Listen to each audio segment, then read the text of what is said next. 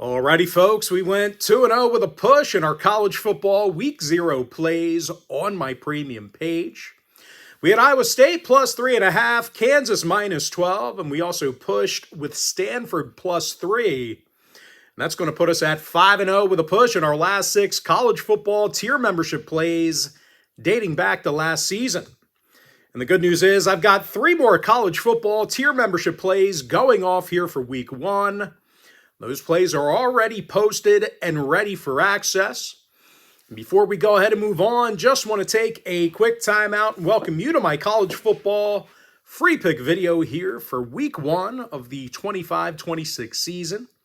My name is Brock Page. I've been dishing out free sports picks on YouTube since 2016.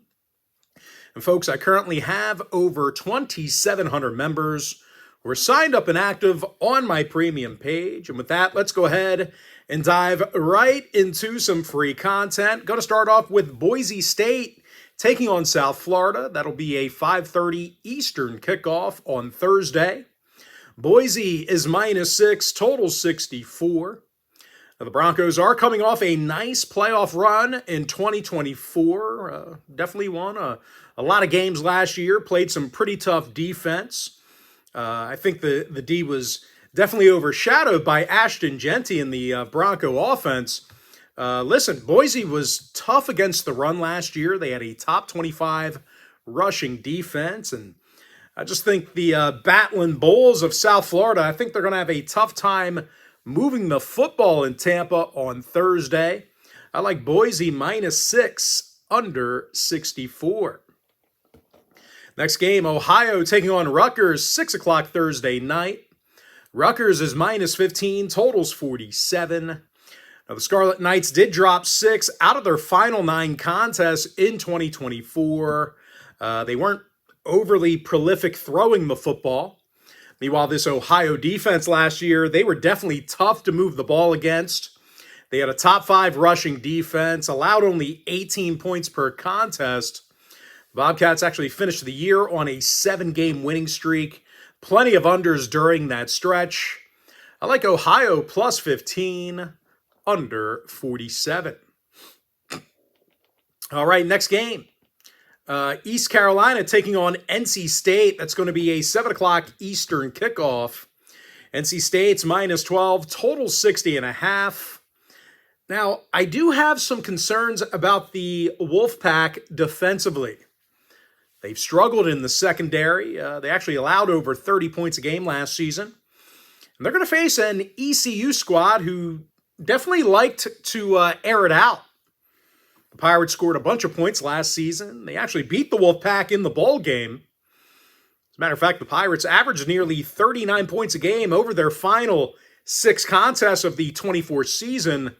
I think the Pirates will actually move the ball a bit on the Wolfpack. Give me East Carolina plus 12, over 60.5. Jacksonville State, UCF, 7 o'clock East.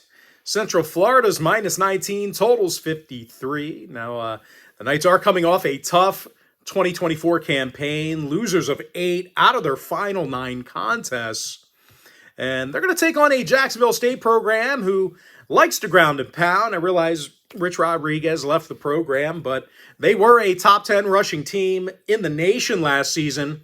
And listen, bottom line, I just think the Knights are going to overlook the Gamecocks here. You know, UCF, for probably the past 10 seasons, have an overinflated opinion about their program. They actually, declared a national championship. What was that, in 2017? They always think they're a lot better than what they are. I guess it's little brother syndrome when you have all those great teams in Florida.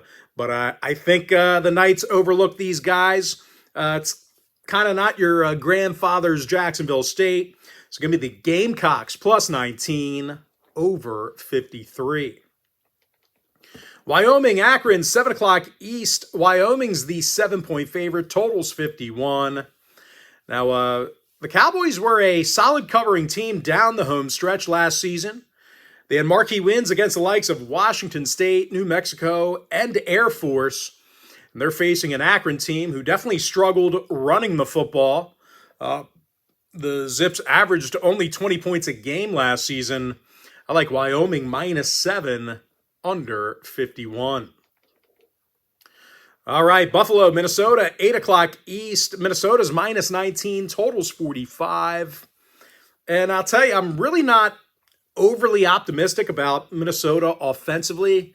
It's a team who wants to possess the football and have long, sustained drives. They're not like home run hitters. They're just not designed for that. Meanwhile, Buffalo on the other side, they actually finished the 24 season with 5 straight wins to finish off the year. They actually had a 26-7 victory over Liberty in the bowl game.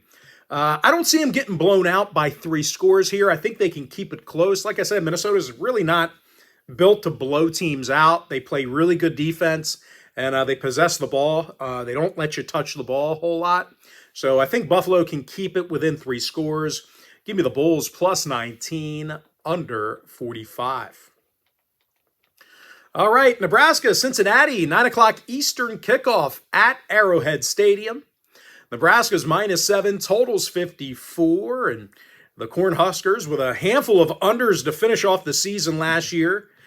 6 out of their final 9 games did stay under the total. They were a big time of possession team on offense, and of course defensively, you really couldn't run on these guys. They did have a top 10 rushing defense. And ironically enough, Cincinnati games went 6-3 to the under in their final 9 contests of 2024 themselves. They were also a big time of possession team. Give me the under 54. Next matchup, Miami, Ohio taking on Wisconsin, 9 o'clock East. Wisconsin's minus 17, totals 39.5. And I think Miami's going to have a tough time moving the football on the Badgers. They really didn't run the ball all that well last year. Bottom 10 in plays per game from scrimmage. They just didn't possess the ball enough to get things going. And they're going to face a Wisconsin team who was solid in the secondary last year. They had a top 15 passing defense. Definitely feels like a boring, low-scoring affair. Can't imagine Miami's going to score too many points on these guys. Feels like a 24-3 game. It's really not going to be overly exciting. I like Wisconsin minus 17, under 39.5.